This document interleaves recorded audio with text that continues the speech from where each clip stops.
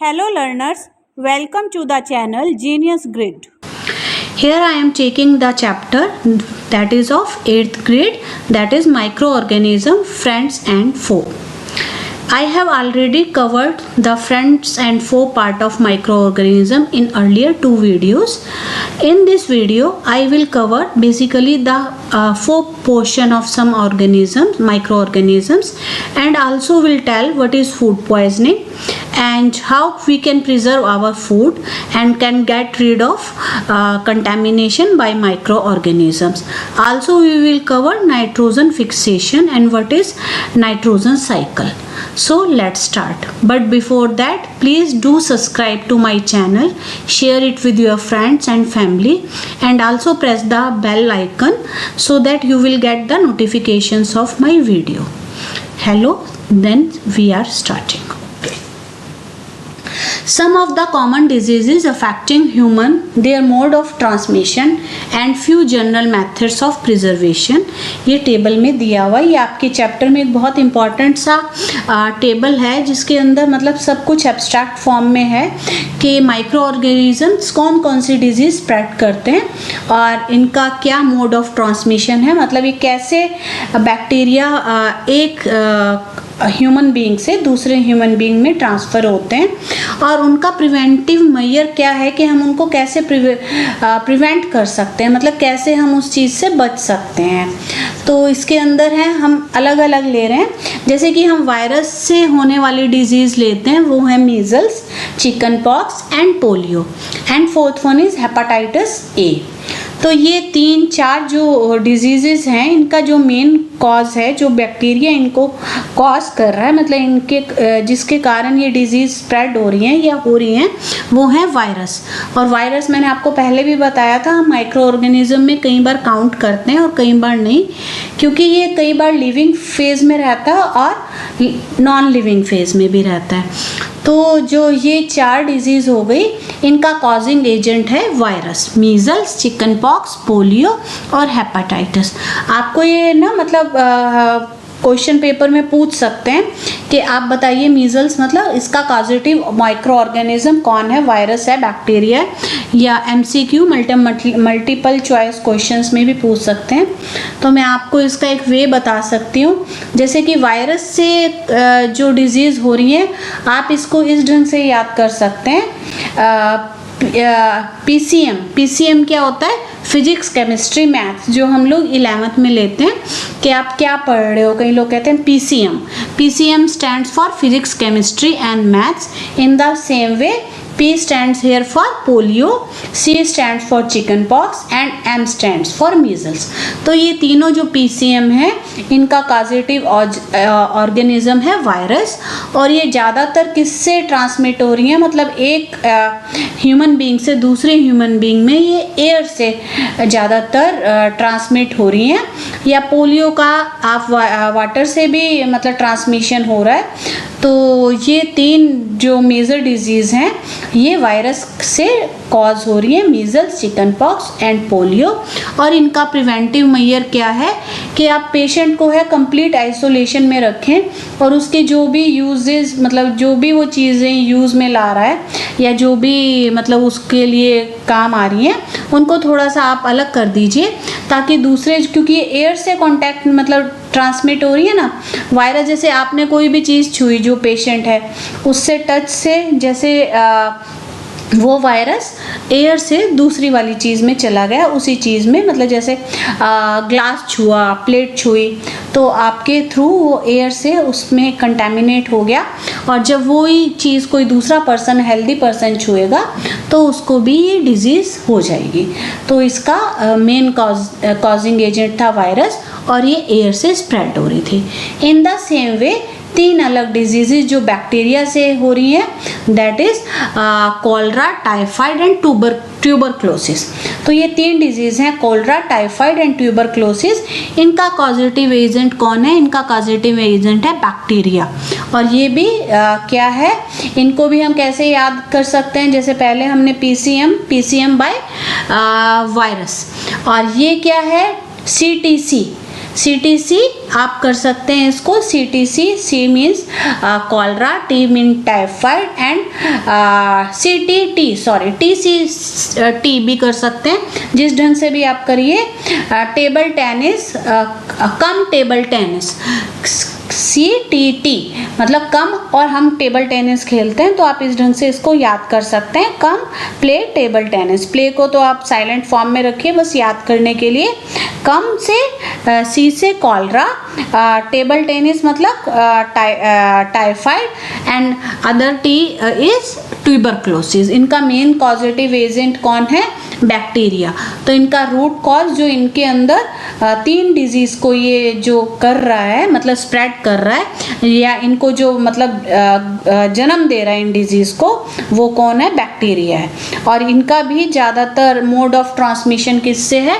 Tuberculosis is transmitted through air and cholera and typhoid water से होता है। मतलब आपने कोई भी गंदा पानी पी लिया है या आपने गंदा मतलब कंटामिनेटेड फूड खा लिया है तो उससे आपको क्या हो जाएगा? टाइफाइड और कॉलरा। तो ये मतलब कई बार ही सुना है आपने, मतलब टाइफाइड बहुत कॉमनली ऑकरिंग डिजीज है। तो हम कई बार कहते हैं अच्छा आपने बाहर का गंदा पानी पिया था, तो उससे आप याद कर सकते हैं कि जो टाइफाइड है ज़्यादातर कंटामिनेटेड किससे होता है? वाटर पीने से होता है। और ये भी क्या है कि भाई हाँ, जब आपका कंटामिनेशन या जो आपने हाइजीन नहीं बरती और गंदा पानी या फूड खाया है तो उसको आपको हाइजीनिक कंडीशंस में रखना चाहिए और उसको ही कंज्यूम करना चाहिए। तो इसका प्रिवेंटिव मेजर यही है। और एक जैसे मैंने पहले ही आपको करवा चुकी हूँ, मलेरिया। मलेरिया एक प्रोटोजोआ है, इसका कॉजेटिव एजेंट, जो कि मतलब आपका एक मॉस्किटो से मॉस्किटो सक करता है और उसको दूसरे के अंदर इंसर्ट करता है। तो ये सारी डिजीज़ हैं, ये मतलब आपके जनरली एग्ज़ाम में पूछी जाती हैं कि आपको कोई भी इनमें से 2 डिजीज़ पूछ लेंगे और उसका कॉजेटिव एजेंट और मोड ऑफ ट्रांसमिशन पूछ सकते हैं। तो आप इस ढंग से ये टेबल थोड़ा सा मतलब याद कर सकते हैं। अब जैसे कि ह्यूमन बींग्स में माइक्रो ऑर्गेनिजम्स डिजीज कॉज कर रहे हैं, in the same way they are causing diseases in animals. तो वैसे कोई भी ऐसी चीज़ नहीं है जो इस माइक्रो ऑर्गेनिज्म से बची हुई है। मैंने एक मतलब आर्टिकल पढ़ा था, उसमें था माइक्रो ऑर्गेनिज्म सल्फ्यूरिक एसिड में भी पाए जा सकते हैं, जहाँ पे सल्फ्यूरिक एसिड है, या मतलब ऐसी जगह भी माइक्रो ऑर्गेनिज्म मिले हैं मून पे। मून पे कहाँ पे? एक कैमरा फिट किया हुआ था जो कि मून की पिक्चर्स ले रहा था और वो 2 साल तक उसी मून पे मतलब था कैमरा। तो जब वो कैमरे को हमने देखा या मतलब जो भी साइंटिस्ट थे तो उनको माइक्रो ऑर्गेनिज्म उनके कैमरे की स्क्रीन पे भी मिला।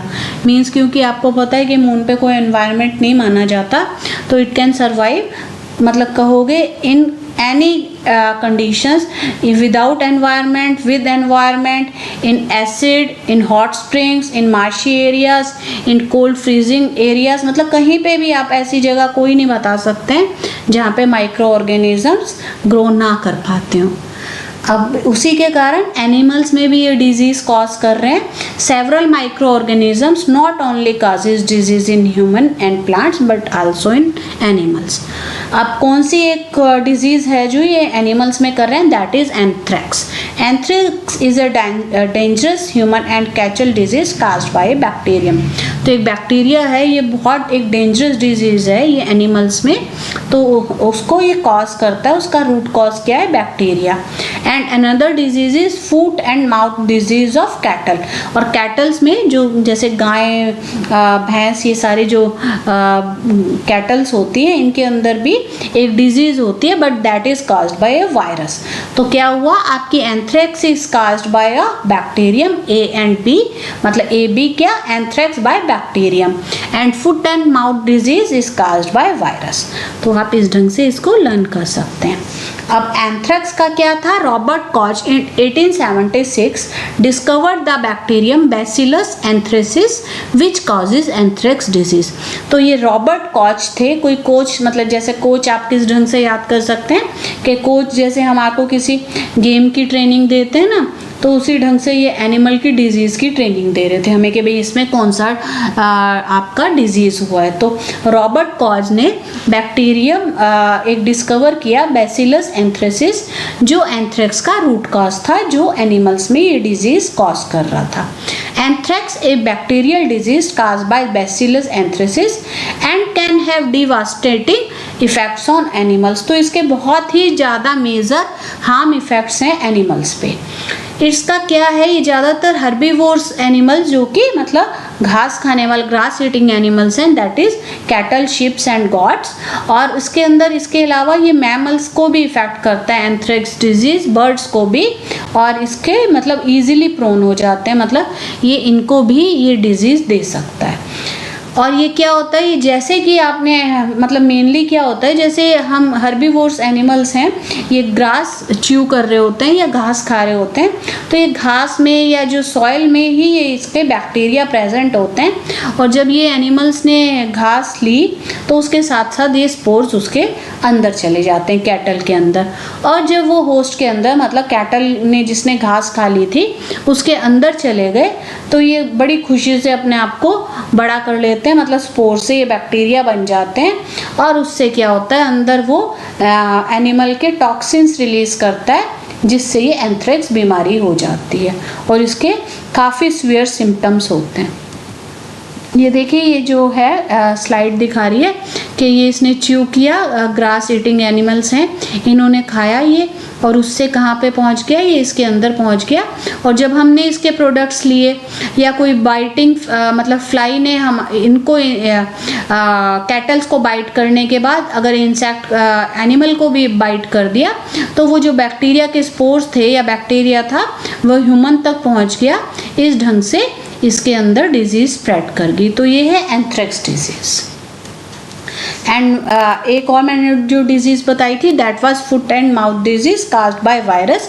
तो ये देखिए, ये बेचारे कैटल्स पे कैसे इफ़ेक्ट करता है, इनका मतलब बहुत ज़्यादा सीवियर अटैक करता है, और इस टाइप से इनके रैशेज या डिजीज़ हो जाते हैं जो इनके फुट और माउथ को ज़्यादा इफ़ेक्ट करते हैं। That is why it is called as foot and mouth disease. Disease is causing micro organisms में क्या है, माइक्रो ऑर्गेनिजम्स में प्लांट्स में भी एनिमल्स में डिजीज़ कर दी, ह्यूमन बींग्स में भी डिजीज़ कर दी। अब ये प्लांट्स बेचारों को भी नहीं छोड़ रहे हैं। Several micro organisms cause disease in plants like wheat, rice, potato, sugar cane, orange, apple and others. तो ये मतलब इतने सारे प्लांट्स में भी जो हमारी व्हीट है, राइस है, पोटैटो है, सबको ये डिजीज़, इनमें सब में डिजीज़ स्प्रेड कर रहे हैं ये माइक्रो ऑर्गेनिज्म। और उससे क्या होता है, जब उनके अंदर डिजीज़ लग जाती है तो वो प्लांट्स या क्रॉप ख़राब हो जाती है, और उससे क्या होता है, हमें जितनी ईल्ड मिलनी चाहिए थी उससे, मतलब जितनी हमें उसकी प्रोडक्टिविटी मिलनी चाहिए थी, वो सारी की सारी डैमेज हो जाती है, वो ख़राब हो जाते हैं। क्योंकि जिस पे भी डिजीज़ लगेगी तो वो बेचारा प्लांट ख़राब हो जाएगा और उससे उतनी यील्ड नहीं मिलेगी। फ्रूट ख़राब हो जाएगा, व्हीट ख़राब हो जाएगी, तो ग्रेन्स वगैरह नहीं मिल पाएंगे हमें, और सारी प्रोडक्टिविटी डिक्रीज़ हो जाएगी। ये देखिए, प्लांट डिजीज़ का एक ये वाला भी आपका इम्पॉर्टेंट ये एक टेबल दिया हुआ था आपकी बुक में। इसका क्या है, some common plant disease caused by micro organism. तो ये सारी डिजीज़ हैं, ये भी माइक्रो ऑर्गेनिज्म डिफरेंट प्लांट्स में कर रहे हैं। जैसे है बैक्टीरिया, एक सिट्रस कैंकर, मतलब ये आपने देखा होगा कई बार लेमन में करता है, ये लेमन फैमिली में, सिट्रस फैमिली में। इसके अंदर थोड़े थोड़े कई बार आपने दागी, उसको हम कहते हैं दागी नींबू हैं, ये खराब हुआ हुआ नींबू है। तो वो क्यों है, क्योंकि उस पर बैक्टीरिया ने अटैक किया हुआ होता है और वो एक सिट्रस कैंकर नाम की डिजीज़ कर देता है। तो आप इसको सिट्रस, क्योंकि फ्रूट्स में करता है, तो सिट्रस के नाम से लर्न कर सकते हैं। और ये देखिए फंजाई, मतलब फंगस है, ये वीट पे इतना हार्म इफेक्ट करती है कि ये वीट की लीव्स दिख रही है ना, ये येलो येलो जो आपको दिख रहा है, ये सब कुछ क्या है, ये मतलब ऐसा नहीं है कि इस पे कोई पैचेस हैं या क्या है भाई, ये इसका कलर फेड हो गया, ऐसा कुछ भी नहीं है। ये रस्ट है, और ये रस्ट इतना ज़्यादा डैमेज करती है लीफ को, और इसको आप टच भी करके देखिए तो ये मतलब बिल्कुल आपके हाथ पे आती है, मतलब जैसे बूर बूर टाइप से होता है ना, चूरा चूरा, उस ढंग से ये वीट के सारे प्लांट को इफेक्ट कर देती है और वीट की सारी प्रोडक्टिविटी ये डिक्रीज कर देती है। अब एक और वायरस भी है जो भिंडी ओकरा में भी इन्फेक्ट करता है और ये सारी इसकी प्रोडक्टिविटी खराब कर देता है। तो बैक्टीरिया ने किस पे अटैक किया था, ये फ्रूट्स पे, सिट्रस फ्रूट्स पे, और फंगस ने किस पे अटैक किया, हमारी वीट पे, और वायरस ने हमारा किस पे अटैक किया, भिंडी पे, येलो वीन मोजाइक ऑफ भिंडी। तो ये अलग अलग मतलब इनकी डिजीज हैं प्लांट्स की। तो आप इस ढंग से एक दो बार ये देखेंगे तो आपको अच्छे से ये आ जाएगा। अब क्या है फूड पॉइजनिंग, और उसका भी रूट काज क्या है, माइक्रो ऑर्गेनिज्म। तो ये बहुत चीज़ों का रूट काज है।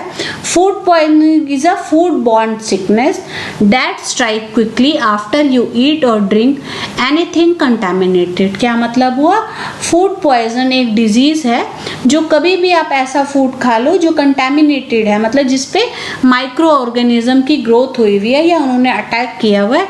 बाय चांस आप इसको, क्योंकि माइक्रोस्कोपिक ऑर्गेनिजम्स हैं, हमें आँख से तो दिखते नहीं है, अगर हमारे जैसे किसी चीज़ में कोई और चीज़ कोई कॉकरोच पड़ा हो या कोई और टाइप का इंसेक्ट पड़ा हो तो हमें आँख से दिख जाता है। भाई माइक्रो ऑर्गेनिज्म तो ऐसे ऑर्गेनिज्म है जो हम आँख से देख ही नहीं सकते, तो हमें पता ही नहीं चलता कंज्यूम करते हुए कि ये फूड कंटामिनेटेड है, और जब हम खा लेते हैं तो हमारे को क्या हो जाती है, फूड पॉइजनिंग हो जाती है।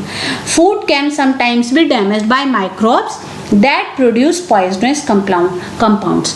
तो अब फूड पे जब ये बैठ गए हैं माइक्रो ऑर्गेनिजम्स तो इनकी तो हैबिट में ये पॉइजन टाइप की चीज़ें सिक्रीट करते हैं, और वो पॉइजन टाइप की चीज़ें इन्होंने किस पे सिक्रीट कर दी, फूड पे, और फूड हमने जब कंज्यूम किया तो हो गया हमारे अंदर भी वो फूड पॉइजनिंग। और इसके क्या सिम्टम्स होते हैं, nausea, vomiting, stomach cramps and diarrhoea.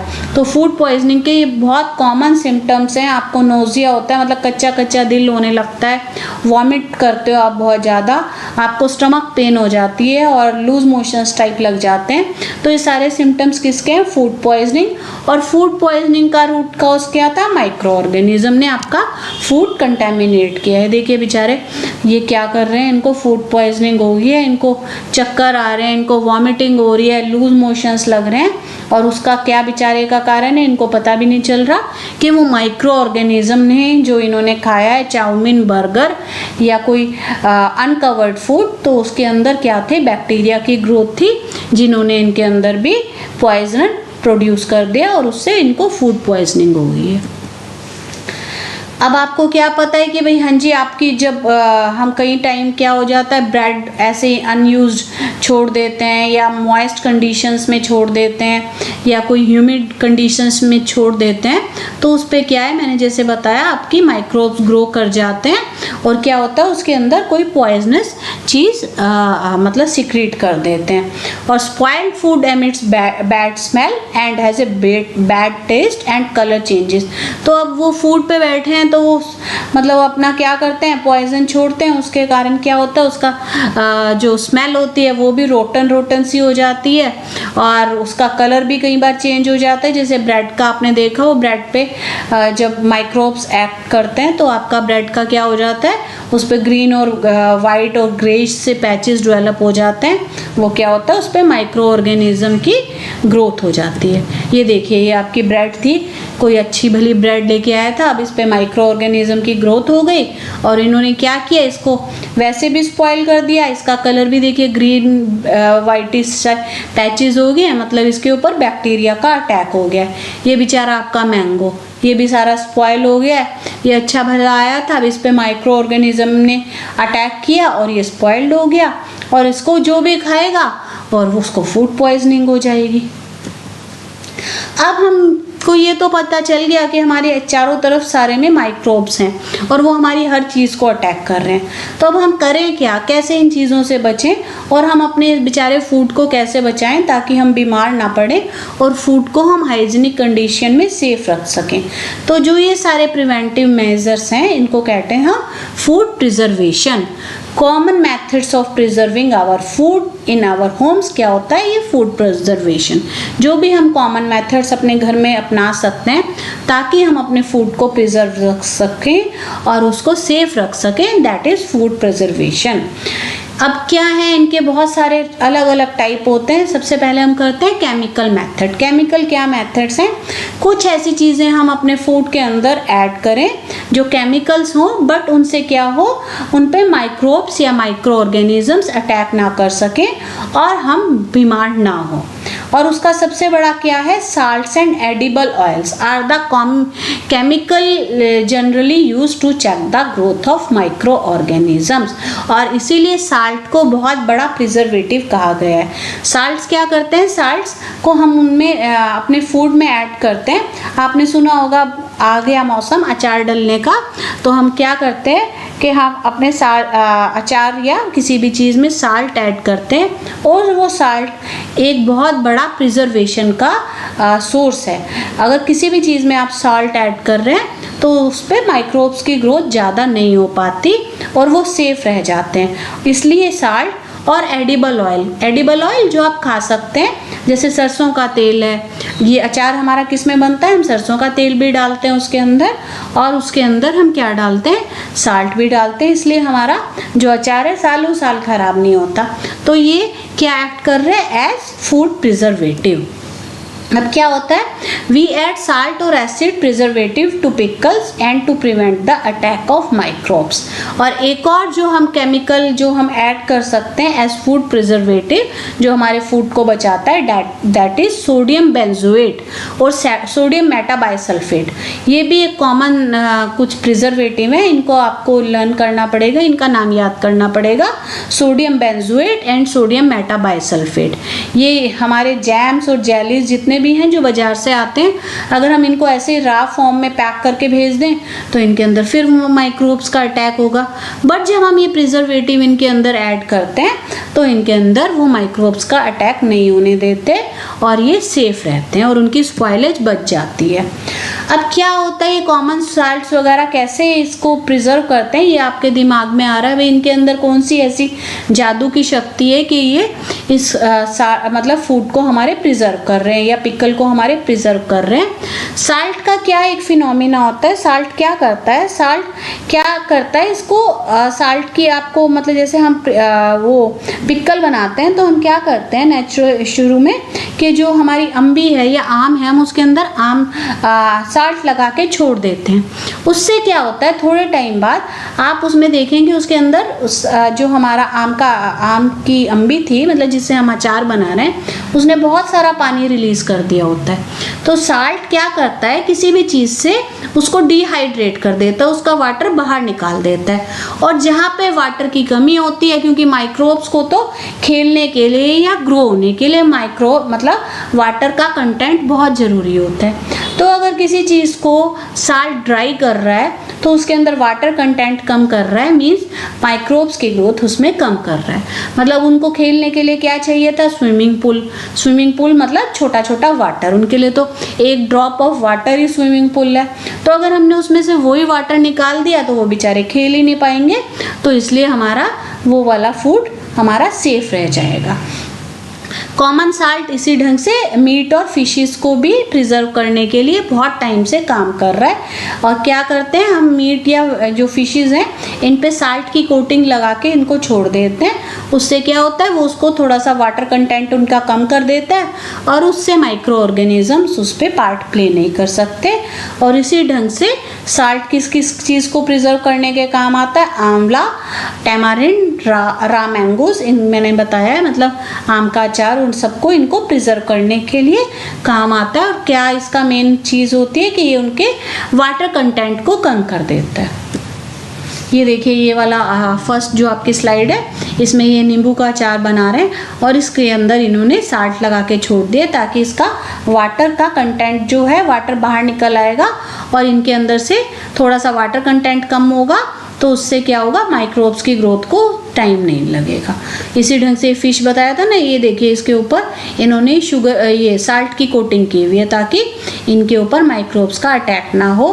तो इस ढंग से कॉमन साल्ट एक बहुत बड़ा प्रिजर्वेटिव का रोल प्ले कर रहा है। अब इसी ढंग से अब साल्ट ने एज प्रिजर्वेटिव एक्ट किया तो शुगर ने कहा मैं क्यों पीछे रहूं, मैं भी एज प्रिजर्वेटिव एक्ट करूंगा। तो शुगर ने भी जैम्स, जेली और स्क्वैशेस में एज प्रिजर्वेटिव क्या किया, काम किया। उसने भी क्या किया, इसने मॉइस्चर कंटेंट कम किया इन चीज़ों का, इसके अंदर से ये भी क्या कर लेता है, वाटर सॉक कर लेता है, और उससे क्या होता है कि जो माइक्रोब्स की या माइक्रो ऑर्गेनिजम्स की, बैक्टीरिया की ग्रोथ थी उस पर हो नहीं पाई क्योंकि उनको वाटर कंटेंट की ज़रूरत होती है। अब ऑयल और विनेगर, विनेगर आपको पता है विनेगर क्या होता है? विनेगर हम एसिटिक एसिड का, इसका केमिकल नाम है एसिटिक एसिड, या ज़्यादातर किचन्स में होता है। जैसे आप होटल्स में जाते हैं ना तो कहते हैं भाई सिरके वाले प्याज, वो पिंक पिंक प्याज मिलते हैं आपको होटल्स में, तो वो सिरका मतलब विनेगर में ही प्रिजर्व्ड होते हैं। विनेगर एक टाइप का केमिकल है, मतलब लेकिन ये मतलब एडिबल है, मतलब आप इसको खा सकते हैं। Use of oil and vinegar prevent spoilage of pickles because bacteria can not live in such an environment. तो ऑयल और विनेगर एक ऐसा एनवायरनमेंट इनके अंदर, फूड के अंदर क्रिएट कर देते हैं जो इन माइक्रोब्स को बिल्कुल भी पसंद नहीं है। क्यों?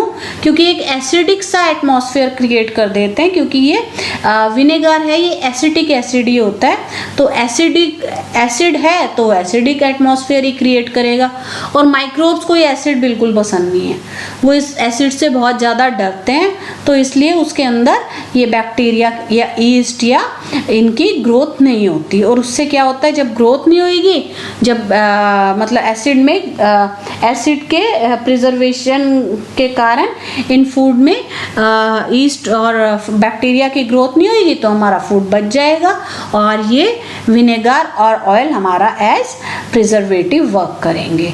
तो ये सारी जो चीज़ें हैं, आपका कॉमन साल्ट हो गया, आपका शुगर हो गया, आपका सोडियम बेंजोएट, सोडियम मेटाबाइसल्फेट हो गया, ऑयल हो गया, विनेगर हो गया, ये एज प्रिजर्वेटिव वर्क कर रहे हैं। ये देखिए ये सारी चीज़ें कितनी यमी यमी चीज़ें हैं, ये सारी हमारी विनेगर और ऑयल से प्रिजर्व हो रही हैं, मतलब इनको इनके अंदर डिप करके रखा गया तो इनकी शेल्फ लाइफ मतलब लाइफ बढ़ रही है, क्योंकि ये इनको प्रिजर्व कर रहे हैं, मतलब इनको मतलब बचा रहे हैं किसके अटैक से, बैक्टीरिया के अटैक से।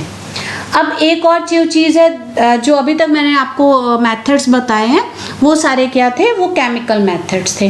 अब एक है हीट एंड कोल्ड ट्रीटमेंट। अब हीट एंड कोल्ड ट्रीटमेंट से क्या, जैसे देखा आपके घर में दूध आता है ना तो मम्मा बॉयल करती है। बॉयल क्यों करती है?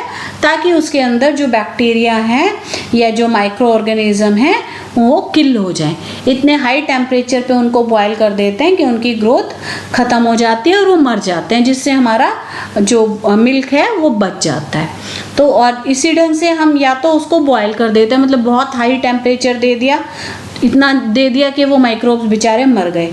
इसी ढंग से या उनको इतना फ्रीजिंग टेम्परेचर दे दिया हमने फ्रिज में रख के, जैसे हम अपनी वेजिटेबल्स फ्रूट्स वगैरह हम फ्रिज में रखते हैं ताकि उनको इतनी ठंड में बेचारे वो कंपा के मर जाएं।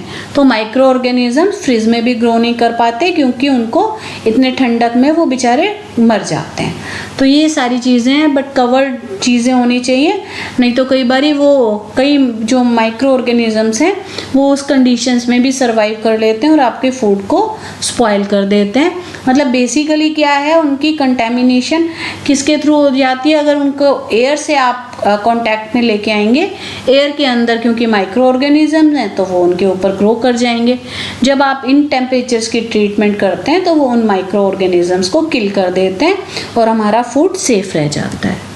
देखिए ये बॉइलिंग ऑफ मिल्क दिखाया हुआ है कि बॉयल कर रहे हैं तो इसके अंदर माइक्रोब्स सारे मर जाएंगे और आपको एक अच्छा सा दूध मिल जाएगा। और एक बहुत इम्पॉर्टेंट जो मेथड है फूड प्रिजर्वेशन का, दैट इज पॉस्चराइजेशन। ये मतलब मोस्टली एग्जाम्स में पूछा जाता है। पॉस्चराइजेशन क्या होता है कि ये बहुत मतलब अलग चीज़ है।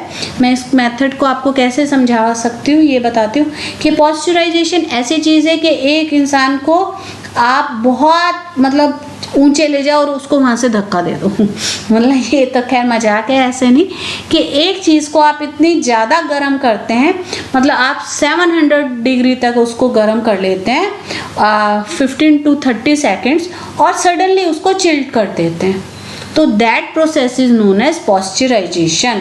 तो क्या है कि कि पॉस्चराइजेशन इसको क्या होता है, by heating of any product till 700 degree Celsius and then immediately cooling it to some 0 degree or below 0 degree, that process is known as pasteurization। और इससे क्या होता है कि जो भी आपके माइक्रो ऑर्गेनिज्म जो भाई आपके हीट सेंसिटिव थे वो उस पे जाकर मर गए आपके इतने हाई टेम्परेचर पे, बट एक आधा जो बच गया बाय चांस वो हीट रेजिस्टेंट था तो उसको इतना ठंडा दे दिया कि या तो तू गर्मी से मरेगा या ठंड से मरेगा।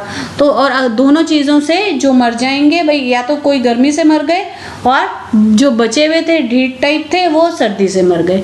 तो उससे क्या हुआ, आपकी चीज़ें लेकिन सेफ रह गई, and that process is known as pasteurisation. और ये बहुत इंपॉर्टेंट ये एक मेथड है और इसको किसने डिस्कवर्ड किया था, लुइस पॉस्चर ने। और यही चीज़ कहलाने लगी आपकी पॉस्चराइजेशन प्रोसेस। ये देखिए पॉस्चराइजेशन मशीन है, ये बड़ी बड़ी डेयरीज होती है ना, जैसे आपकी मिल्क डेयरीज हैं या क्या है, उसके अंदर हम मिल्क जो ये पैकेट मिल्क आते हैं ना आपके अमूल के, मदर डेयरी के या जो भी है, ये पॉस्चराइज्ड मिल्क होते हैं या आपके ये टेट्रा पैक में होते हैं। इनको ये इसी ढंग से प्रिजर्व करते हैं, नहीं तो ये अगले दिन स्पॉयल हो जाए। इसी के ढंग से ये इतने इतने दिन सेफ रह पाते हैं और आपका ट्रांसपोर्ट भी हो पाते हैं। इनको बहुत तेज़ मतलब पहले आप बॉयल करते हो और फिर उसको इमीडिएटली आप कूल डाउन कर देते हो और उससे ही मिल्क आपका पॉस्चराइज होता है। अब ये सारी चीज़ें हो गई। अब एक और मेथड है जिससे आप अपना फूड को प्रिजर्व कर सकते हैं, that is storage and packing. अगर आप इनकी स्टोरेज एंड पैकिंग अच्छी करेंगे तो भी माइक्रोब्स और बैक्टीरिया की ग्रोथ कम हो जाएगी।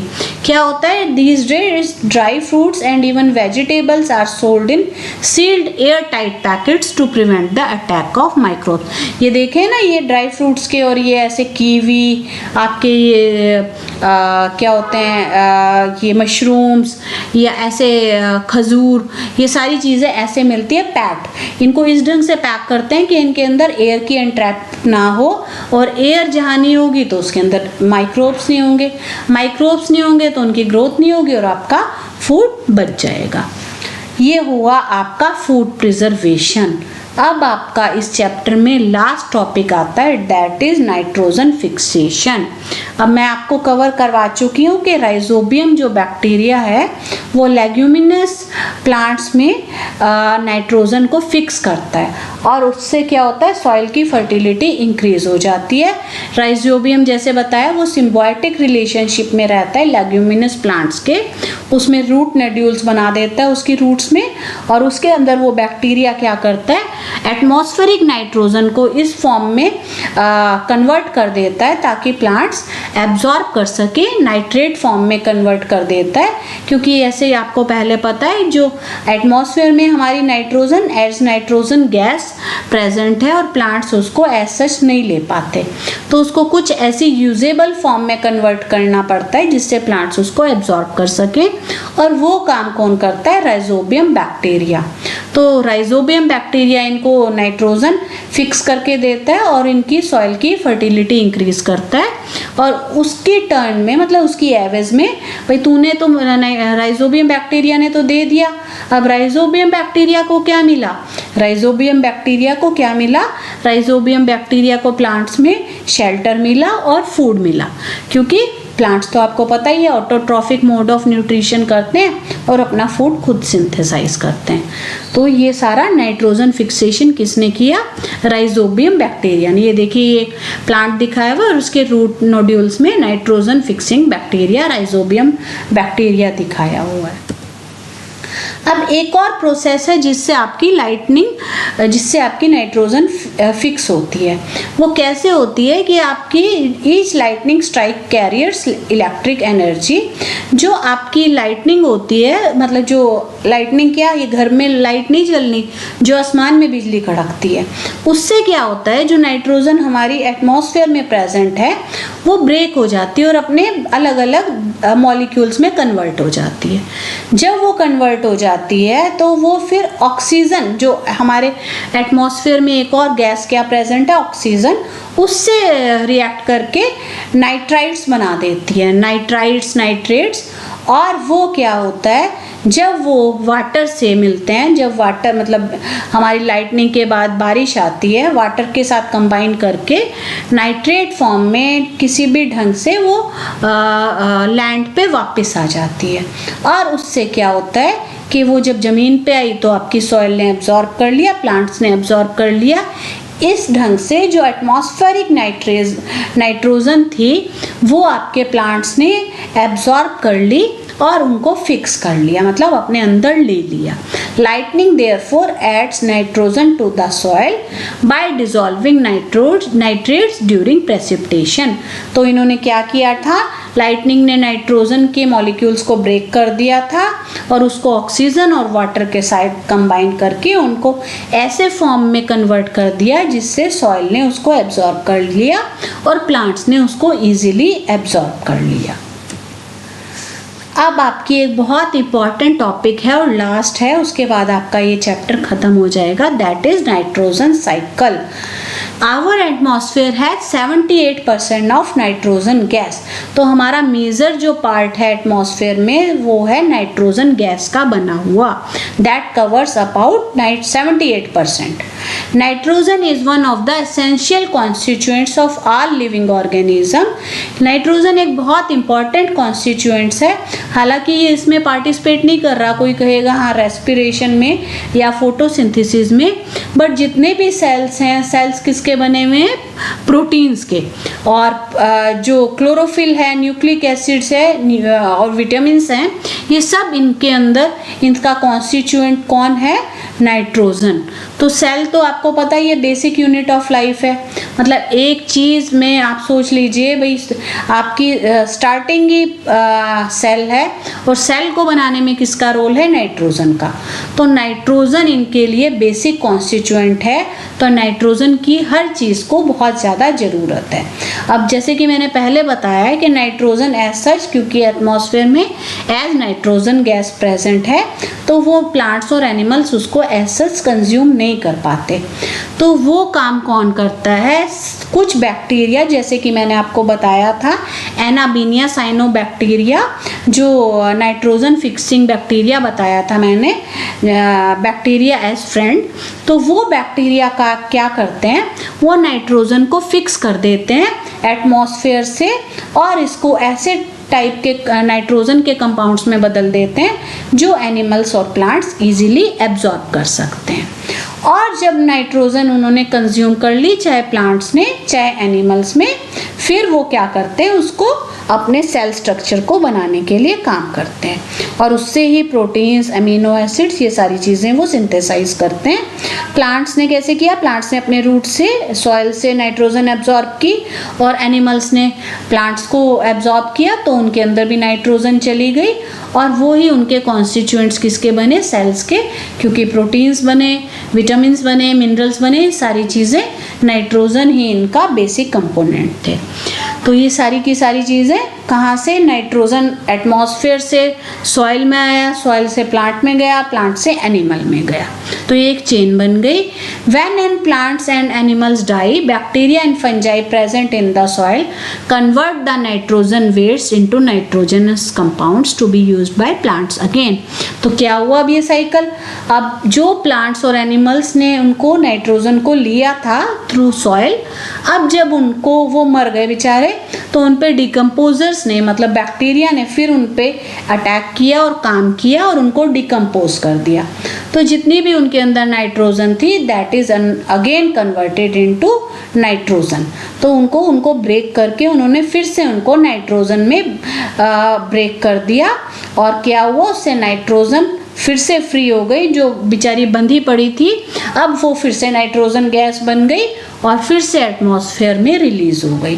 तो इस ढंग से ये साइकिल कैसे चली, एटमॉस्फेरिक नाइट्रोजन आई प्लांट्स या एनिमल्स के थ्रू, कहाँ पे आई, नहीं पहले एनिमल जो थी लाइटनिंग या नाइट्रोजन फिक्सिंग बैक्टीरिया थे, उन्होंने सॉइल में दी नाइट्रोजन और सॉइल से प्लांट्स ने ली, प्लांट्स से एनिमल्स ने ली और एनिमल्स और प्लांट्स वर acted upon bye micro organisms और माइक्रोब्स, और उनको हम डिकम्पोजर्स भी कहते हैं। और उन्होंने अगेन उनको डिकम्पोज करके नाइट्रेट्स के प्रोडक्ट्स के उनको अगेन उन्होंने ब्रेक करके नाइट्रोजन गैस में बदल दिया, और गैस तो गैस है, वो दोबारा से एटमॉस्फेयर में चली गई। तो ये कंप्लीट क्या हुई आपकी नाइट्रोजन साइकिल, और ये बहुत ज़्यादा इम्पॉर्टेंट है। और उसके कारण क्या हुआ कि परसेंटेज ऑफ नाइट्रोजन जितनी थी वो उतनी ही रही, ना कम हुई ना ज़्यादा हुई। 78% है तो 78% ही रही, क्योंकि कहीं भी ये कंज्यूम नहीं हुई, वापस की वापस एटमॉस्फेयर में पहुंच गई। तो ये देखिए डायग्राम दिखाया हुआ है नाइट्रोजन साइकिल का, कैसे नाइट्रोजन फिक्सेशन हो रही है लाइटनिंग के थ्रू, और ये नाइट्रेट में कन्वर्ट हो रहा है, और उससे और ये फिर क्या हुआ जब एनिमल्स और उन्होंने इनको कंज्यूम कर लिया, डीनाइट्रीफाइंग बैक्टीरिया ने, मतलब जो डिकम्पोजर्स थे, उन्होंने एनिमल्स और प्लांट्स पे एक्ट करके उन्हें फिर से डिकम्पोज कर दिया, और अगेन उन्होंने नाइट्रोजन को रिलीज कर दिया एटमॉस्फेयर में।